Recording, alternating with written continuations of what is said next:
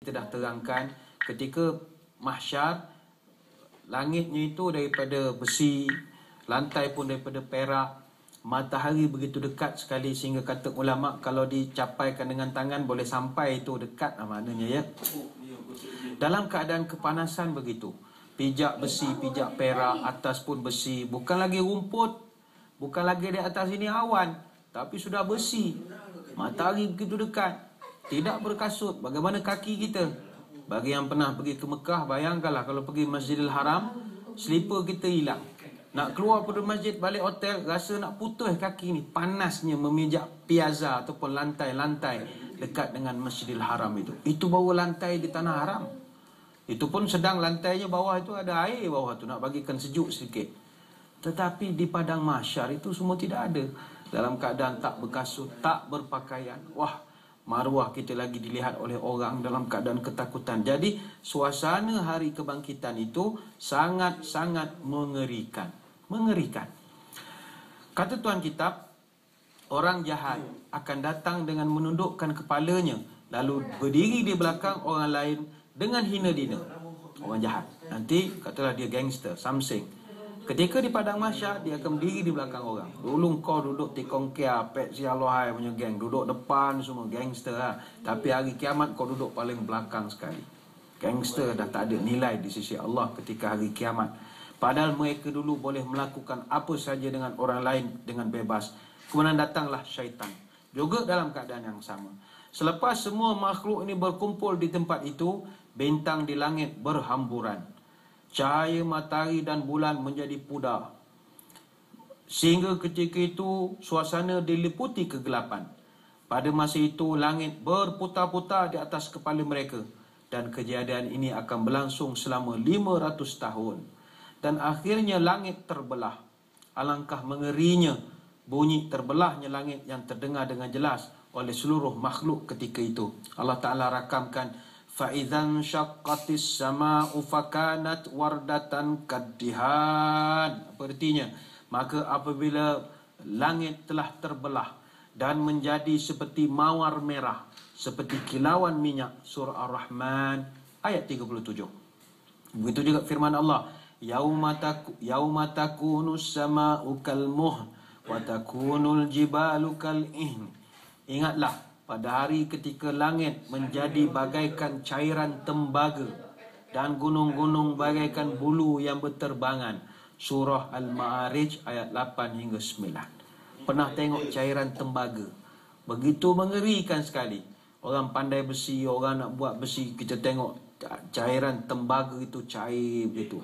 Begitu menakutkan sekali. Begitulah langit yang ada atas kepala kita ni, dia akan cair, melting macam ais krim. Gede. Mengerikan, mengerikan sekali. Imam Al-Ghazali ataupun Abu Hamid dalam kitab Kashful Ulum Al-Akhirah menyatakan, jika semua makhluk telah dikumpulkan di padang mahsyar, maka Allah akan memerintahkan para malaikat daripada langit dunia dan langit pertama untuk pindahkan hamba-hambanya ke bumi yang lain. Para malaikat lalu mula memungut hamba-hamba yang soleh, baik dari kalangan manusia maupun jin. Tidak ketinggalan juga memungut haiwan-haiwan yang melata dan juga burung-burung. Semua ini akan dibawa ke bumi yang kedua. Maknanya bukan bumi earth kita ini sekarang, iaitu bumi yang bertanah putih daripada perak yang bercahaya. Selepas itu, para malaikat yang jumlahnya 10 kali ganda daripada jumlah makhluk akan buat pula barisan untuk membataskan kedua-dua bumi ini tadi.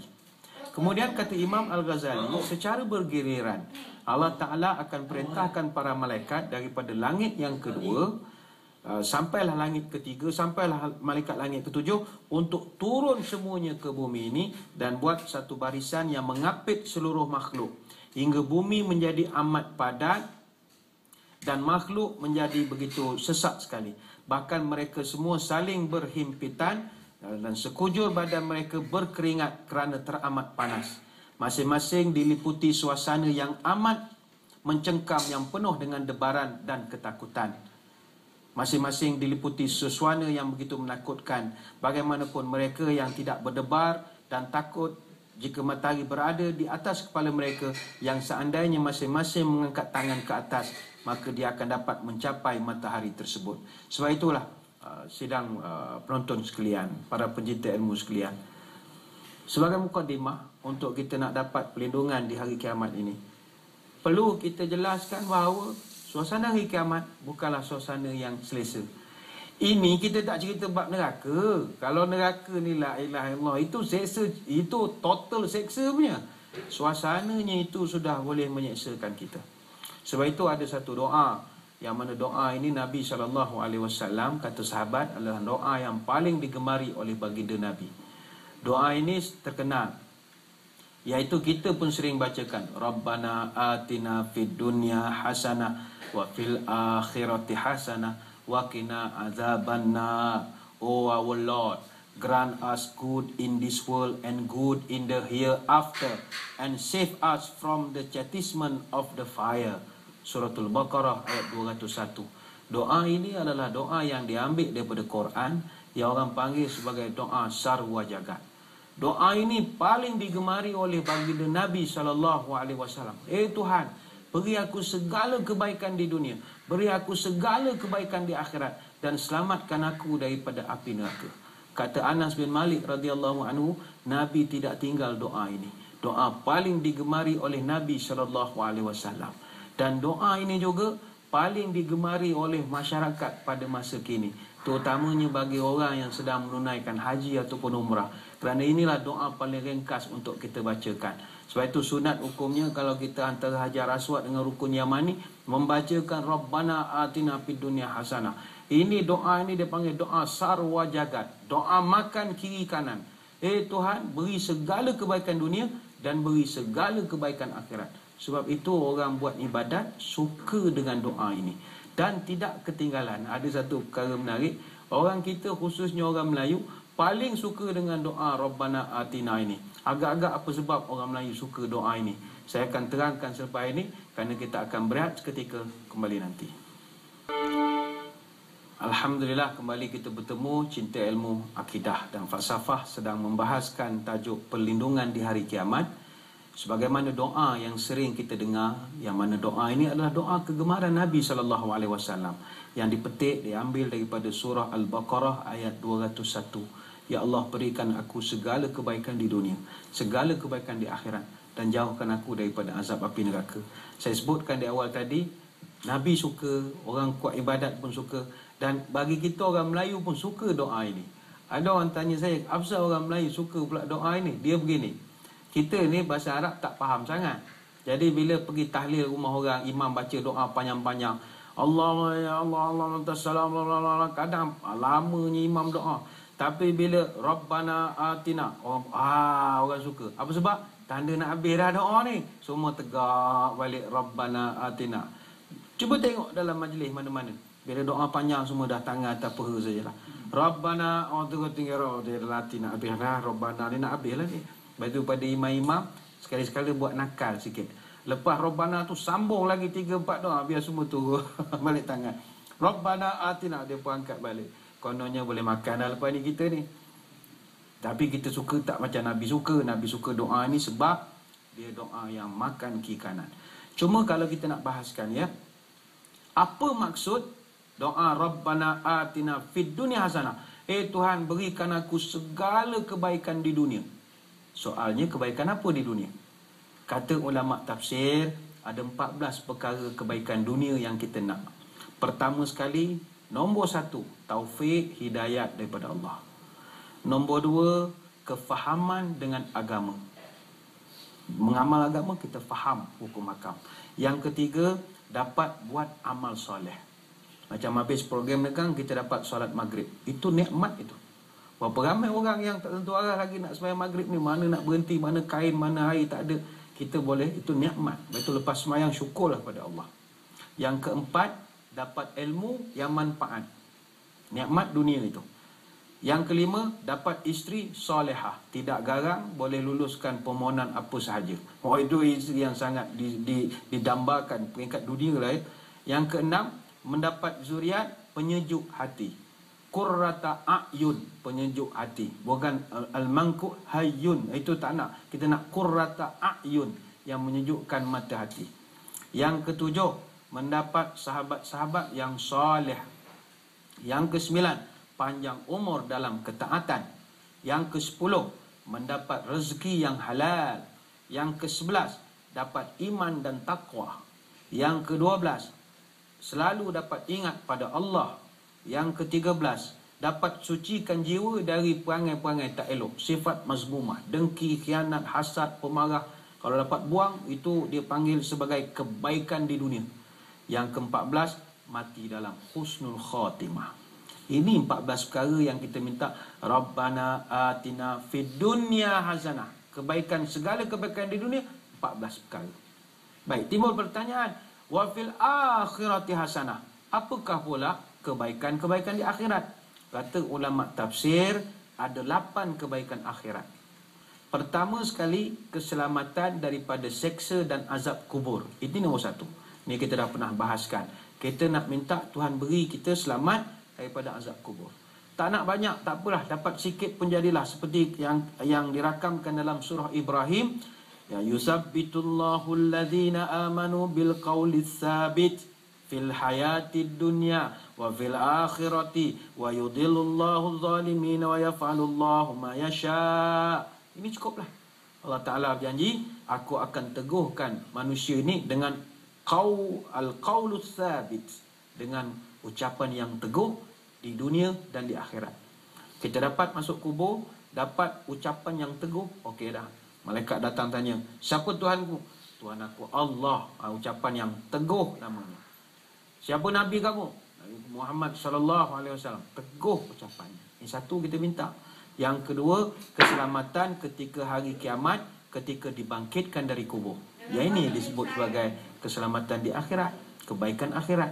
Keselamatan ketika dibangkitkan. Yang ketiga, mendapat perlindungan arash ketika dipanggil berhimpun di padang mahsyar.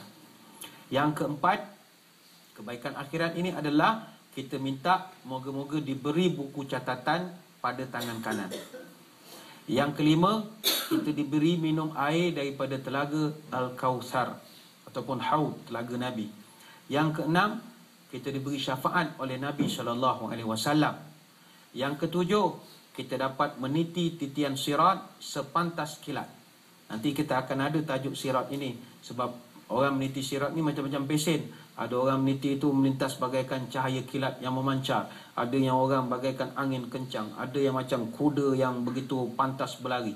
Ada orang macam burung. Ada orang dalam keadaan berjoging. Ada orang berjalan. Ada orang berdiri. Berdiri pelan-pelan. Ada orang yang duduk. Ada orang yang mukanya ditarik pakai rantai.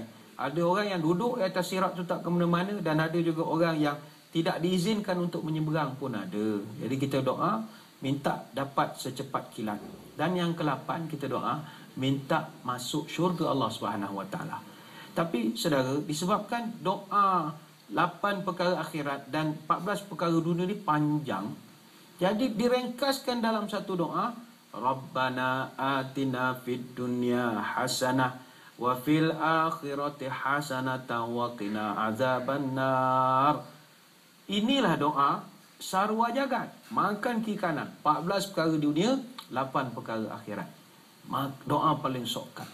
Amalkanlah. Ada ke orang tanya saya, Ustaz, kalau Rabbana ni panjang lah Ustaz, ada lagi pendek atau tidak? Tak ada lah. Kalau doa ni lagi panjang lagi bagus. Tapi kalau dah Rabbana ni pun kita tak boleh panjang baca, ni susah sikit lah. Tapi kalau nak juga sokkan, ada lagi. Ini kalau yang malas sangat lah ya. Angkat saja tangan. Bismillahirrahmanirrahim. Ya Allah, macam biasa, amin pun boleh juga. Tapi ni tahap pemalas sikit lah. Dia doa pada Allah minta macam makan kat restoran saja. Mana boleh begitu? Panjang sikit. Tapi saya belum jumpa lagi ringkas seperti itu pun ada. Di Madinah, Makam Nabawi, ada satu orang Pakistan. Dia campak kertas dalam makam Nabi. Plup, plup. Saya tegur lah, truk zibalah, mamnu', dah buang sampah ni, mana boleh sini. Dia kata, muzibalah. Dia kata, ini bukannya sampah. Habis apa kau buang? Ini doa. Doa main campak. Dia kata ramai orang kirim doa, aku malas baca, aku suruh Nabi sajalah baca. Ini tahap gaban punya malas inilah. Jadi janganlah begitu. Kita bacalah Rabbana atina. Kan kita kan kalau pergi Mekah ramai orang kirim doa, suruh baca depan Kaabah lah macam-macam. Kalau malas nak baca, suruh polis Kaabah je lah baca. Mudah-mudahan makbul doa kita ya. Jadi ini 8 perkara di akhirat, 14 perkara di dunia yang kita minta. Maka bila kita cerita tentang perlindungan di hari kiamat, ini elemen yang kita minta hari-hari.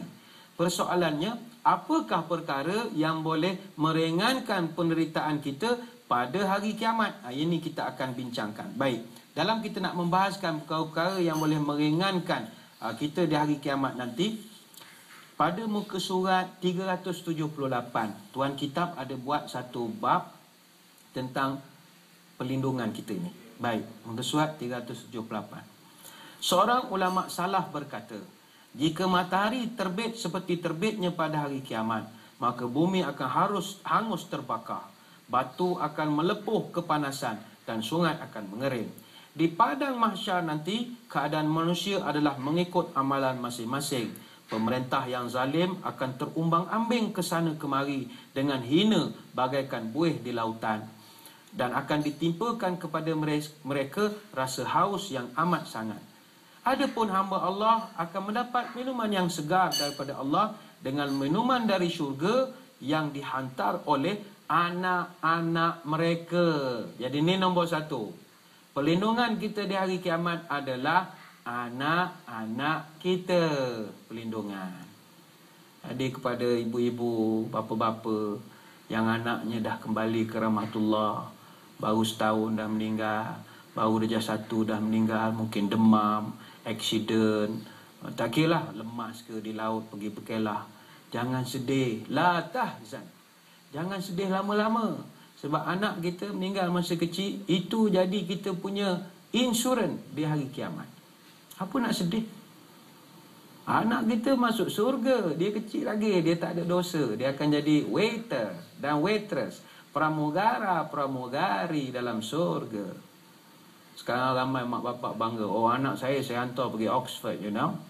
Anak saya hantar pergi Al-Azhar, Mesir. Anak saya hantar pergi Harvard. Anak saya hantar pergi universiti ternama. Tapi kita jawab, saya tak ada. Anak saya hantar pergi surga saja. Wow, macam mana you boleh hantar pergi surga? Anak saya meninggal demam, umur 7 tahun. Oh, Masya Allah, hebat. Itulah hebat. Insurans sudah ada. Jangan bunuh anak pula. Itu bukan insurans. Itu dengan tuan-tuan. Dia masuk neraka sekali. Ini makna Allah uji. Kita anak kecil dah meninggal. Anak kita ini akan jadi pelayan-pelayan. Anak akan minuman dihantar kepada mak bapak mereka. Insurans. Jangan sedih-sedih lagi nak. Muka surat 379. Diriwayatkan juga daripada seorang ulama salaf, dia berkata, satu ketika aku bermimpi melihat hari kiamat telah berlaku. Pada masa itu aku termasuk orang yang ada di sana dan turut rasa kehausan yang tiada tara seperti orang lain. Namun aku melihat ada anak-anak orang Muslim sedang membagi-bagikan air minuman untuk ibu bapa mereka. Aku pun memohon kepada orang itu agar sudi berikan sebahagian minuman yang diberikan kepadaku. Tetapi salah seorang berkata, adakah kamu ada anak? Sesungguhnya yang memberikan air adalah anak-anak kami. Aku pun jawab, aku tak ada anak. Orang tu berkata, inilah salah satu kelebihan orang yang berumah tangga. Seorang anak hanya akan dapat memberikan minuman di akhirat untuk ibu bapanya apabila memenuhi beberapa syarat yang kami nyatakan dalam kitab Al-Ihya. Ini dalam kitab Imam Al-Ghazali. Tapi lebih kuranglah anak-anak tu anak yang soleh, anak yang meninggal sebelum balik. Mereka ini semua akan jadi pelindunglah kepada mak bapak dia.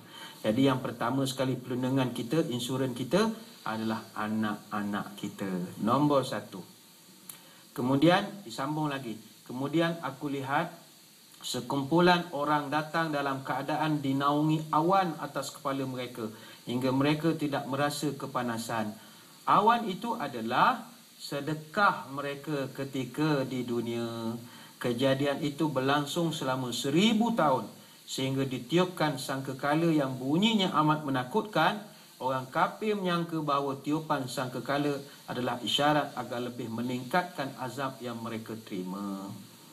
Jadi yang kedua, insurans kita, perlindungan kita di hari kiamat adalah amalan sedekah kita. Sedekah kita boleh jadi insurans kepada kita. Kurang-kurang dia jadi payung, kanopi untuk kita sepanjang orang lain itu begitu panas. Dia boleh menaungi kita selama berapa lama? Selama 1000 tahun, kata Tuan Kitab pada muka surat 379. Kemudian disambung lagi. Lalu dibawa arash Allah yang dibawa oleh 8 malaikat, yang mana panjang kaki setiap malaikat adalah sejauh perjalanan 20,000 tahun. Kedatangan arash yang diiringi oleh ribuan malaikat menjadikan seluruh makhluk menggigil ketakutan. Pancaran cahaya matahari pada masa itu merasa amat panas.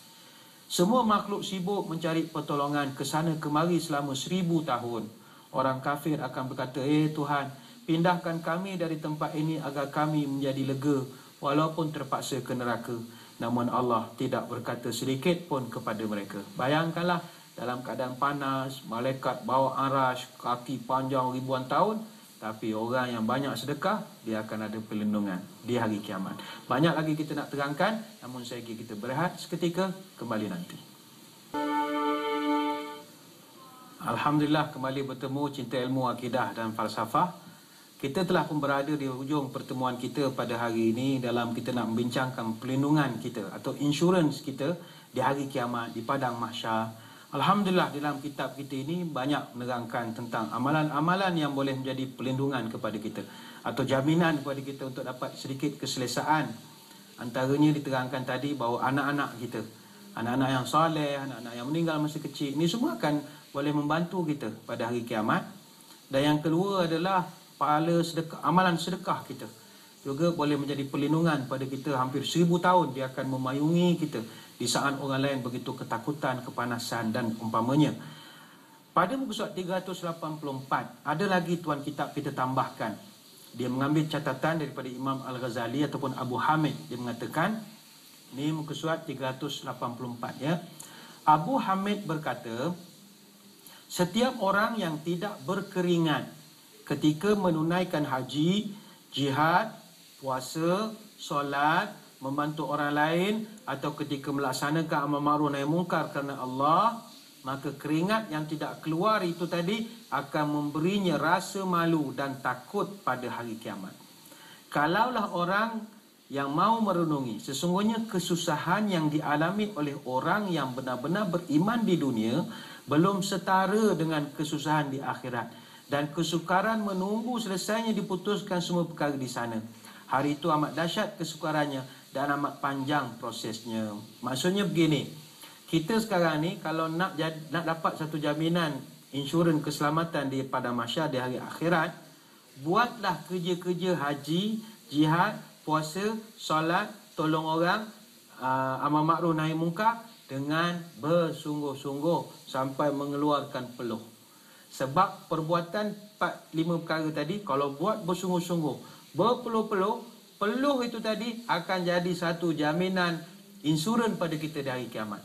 Sebab kata Imam Al-Ghazali, orang yang buat kerja dakwah, pergi haji, pergi jihad, puasa, semayang, bantu orang, tapi tak keluar peluh, mana macam tak bersungguh-sungguh, nanti peluh yang tak keluar ini akan rasa malu dengan Allah pada hari kiamat.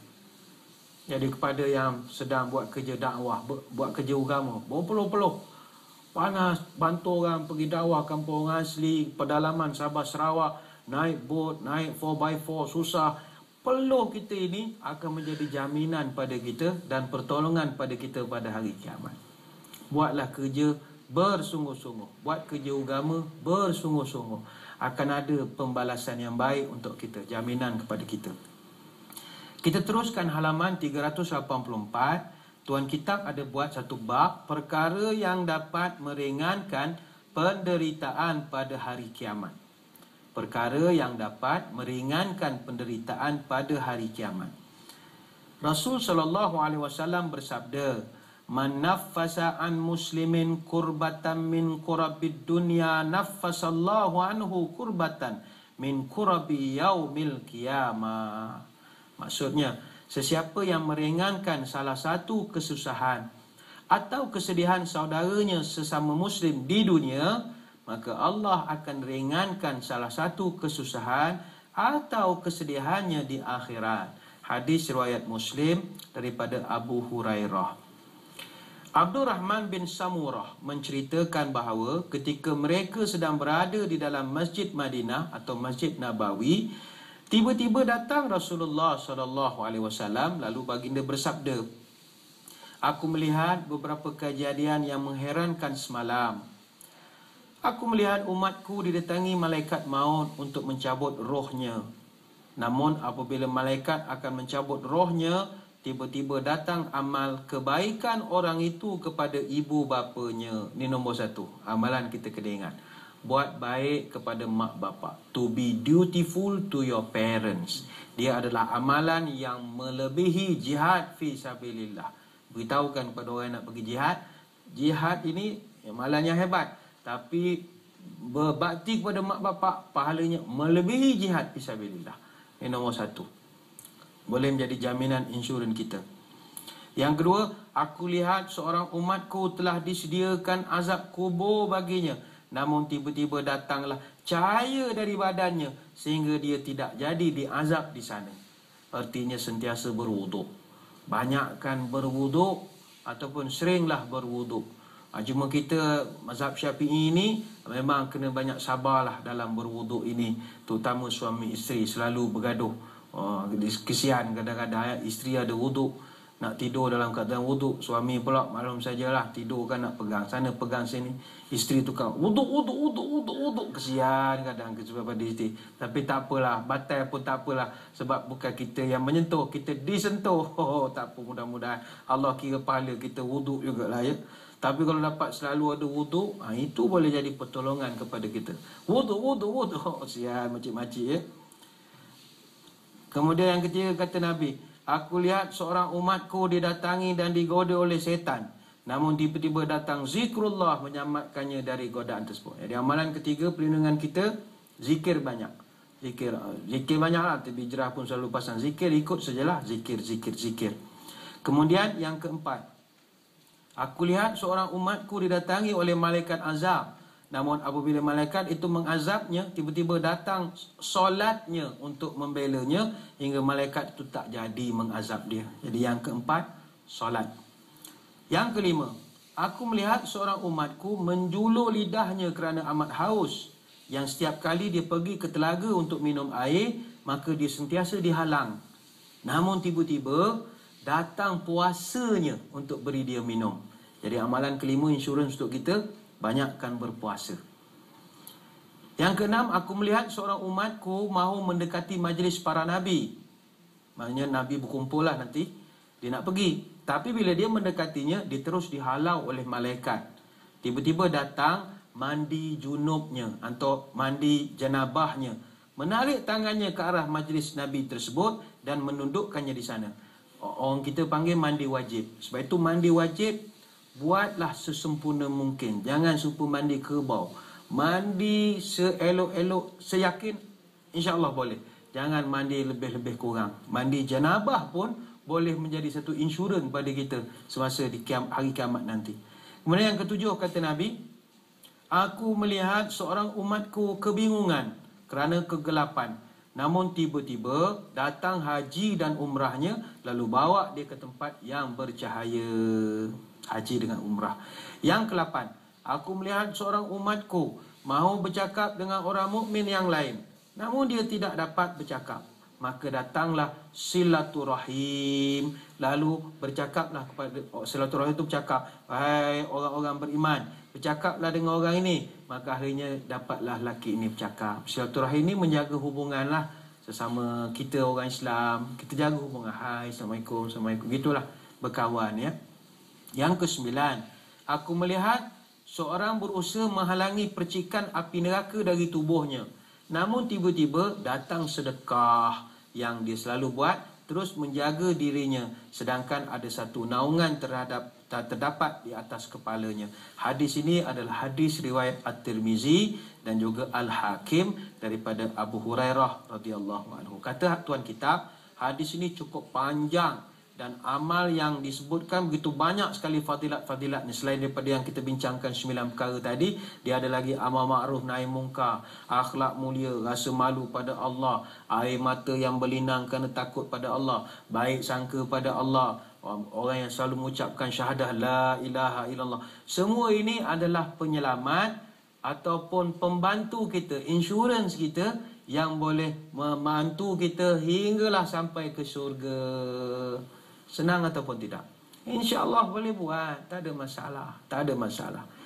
Kemudian muka surat 385, Tuan Kitab ada buat satu bab, fadilat membebaskan hutang. Disebutkan dalam hadis riwayat Muslim daripada Ibnu Mas'ud dinyatakan, seorang lelaki yang tidak ada satu amal kebaikan pun, namun dia pernah sekali dia bebaskan hutang daripada semua orang yang sedang berada dalam kesukaran, hingga Allah telah membebaskan semua bebannya pada hari kiamat.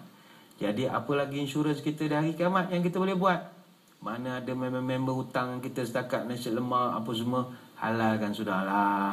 Halal, diambil air 3 in 1 kita, halalkan sajalah, apa nak kira sangat. Tapi kalau dah banyak tu tak boleh juga nak halal, bengkok kita. Yang kecil-kecilan ini mana boleh kita bebaskan hutang, bebaskan. Sebab dalam hadis daripada Muslim, daripada Ibnu Mas'ud itu tadi, Nabi menyatakan, orang ni amalan tak banyak, tapi dia ni jenis sap-sap-soy lah, jenis tak kisahlah. Kawan-kawan, tapi dia tengok orang tu susah baru dia bebaskan. Kalau member tu bergaya, kalau perlu bayar, dia perlu bayar, itu kewajipan dia. Tapi kalau dapat dibebaskan, marvelous betul lah. Ya. Kemudian dalam hadis riwayat Huzaifah dinyatakan juga mengenai fadilat seorang peniaga yang suka jual barangnya dengan murah serta tidak suka menyusahkan dalam jual beli. Ini juga akan dapat perlindungan keselamatan di hari akhirat. Mana dia meniaga harga patut, jual pun murah-murah, tak ada nak markup berbeza sangat. Lebih-lebih kurang lah kita ada untung sikit, orang yang meniaga, orang yang membeli pun taklah rugi sangat. Okeylah, tak adalah nak markup berbeza sangat. Tu pada peniaga-peniaga, saudara-saudara kita, anak-anak muda kita ya, yang meniaga di bazar-bazar, di uptown ke di mana-mana. Wah, berniagalah. Kalau boleh lebih kurang. Sebab mungkin kita tak sekaya orang lain berniaga di dunia ini, tapi fadilat kita meringankan jual beli itu boleh mendapat perlindungan di padang mahsyar, ya. Makcik-makcik jual goreng pisang tu pun janganlah kira ingat RM3, tambahlah lagi 2-3, ambillah RM6, apalah hari ni pun dah makcik mendengar cinta ilmu ni semangat pula masuk surga. Baik, seterusnya kita pun dah penghujung-penghujung sangat ini. Muka surat 386, dalam hadis riwayat Muslim daripada Qatadah, dan banyak juga hadis yang dinyatakan mengenai fadilat orang yang suka menangguhkan pembayaran piutang daripada orang lain, maka Allah tidak akan menuntutnya apa-apa. Jadi sekali lagi, kalau orang berhutang kita, ala beralal itu bagus. Kalau orang tu tak mampu nak bayar. Sebenarnya banyak kita nak terangkan, namun insya-Allah pada kesempatan akan datang kita sambung sedikit lagi tentang 7 kategori orang yang dapat perlindungan. Ini hadis yang sangat terkenal. Tapi esok pada kesempatan akan datang kita akan terangkan. Jadi sebelum kita pisah, jangan lupa untuk bagi yang terlepas atau